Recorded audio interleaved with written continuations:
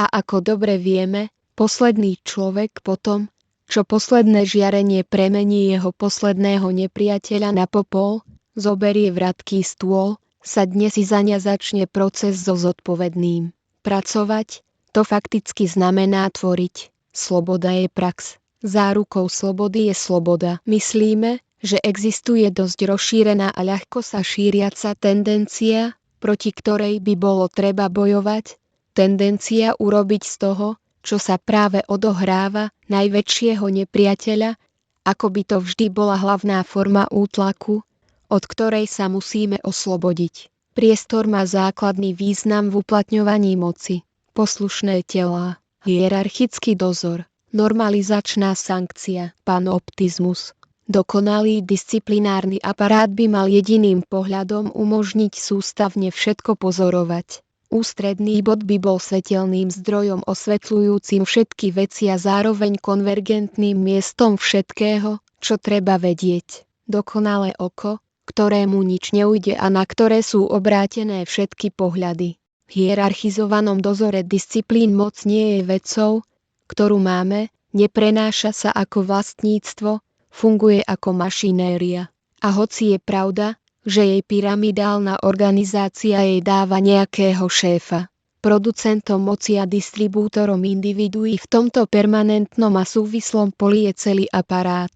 Vďaka technikám dozoru sa fyzika moci, ovládnutie tela odohráva podľa zákonov optiky a mechaniky, podľa celej sústavy priestorov, línií, plôch, zväzkov a stupňov a neuchyľuje sa aspoň principiálne k excesom, sile a násiliu. Budeme sa podobať tým veľkým strojom, ktoré jednoduchými prostriedkami produkujú veľké účinky. Operátor transformácie individuí pôsobí na tých, ktorých chráni, nás. Umožňuje vplývať na naše správanie, privádza pôsobenie moci až k nám, vystavuje nás poznaniu, mení nás.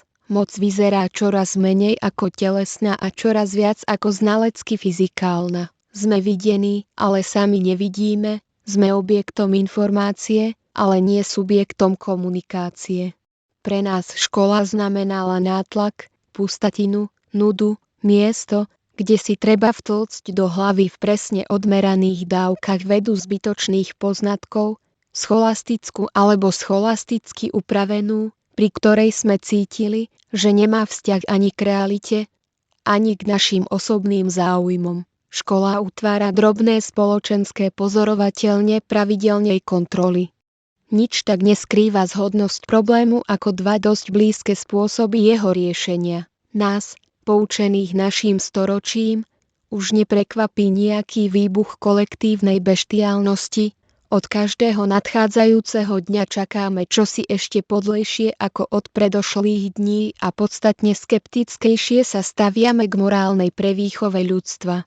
Spoločnosť je vždy najkrutejšia k tým, ktorí prezrádzajú jej tajomstvo a upozorňujú, že svojou falošnosťou sa dopúšťa zločinu voči ľudskej prirodzenosti. Rozum viackrát rozsekal vedenie. Za akú cenu môže subjekt povedať pravdu o sebe samom? Len čo sa nejaké myslenie konštituuje, ustália identifikuje vnútri nejakej kultúrnej tradície, je celkom normálne, že ho táto tradícia preberie, robí z neho, čo chce, núti ho povedať, čo nepovedal, hovoriac, že je iba inou formou toho, čo ona chcela povedať. Ostaňme každý vo svojom kúte a budeme sa potom navzájom milovať. Keďže nepretržite hútame nad tým, čo sa nesvedčí, ocitli sme sa v stave ustavičného pozorovateľa. Necítime povinnosť zúčastňovať sa na absurdnosti len preto, že sa celý svet správa absurdne. Ani v jednom národe, ani u samých seba sme nikdy nepociťovali takú silnú túžbu po živote ako vtedy, keď išlo o posledné. O existenciu, o prežitie.